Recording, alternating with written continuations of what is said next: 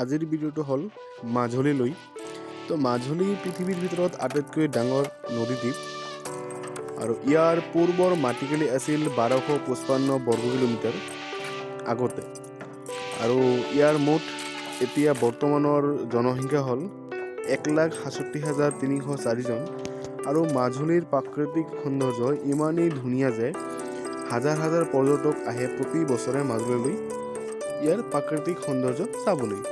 আৰু মাজুলীত থকা ঘৰবোৰ সকলোবোৰ কি হয়, চাংঘৰ হয়, কাৰণ ইয়াত প্ৰতি বছৰে বৰ্ষাকালত বানপানী হৈ থাকে, যাৰ ফলত 8ৰ পৰা 10 ফুটমান পানী থাকে।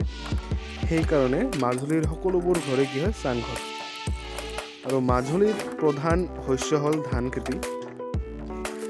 আৰু ইয়াত প্ৰতি বছৰে ধান খেতিৰ লগতে সৰিয়হ খেতি কৰা হয়, লগতে গম খেতিও কৰা হয়।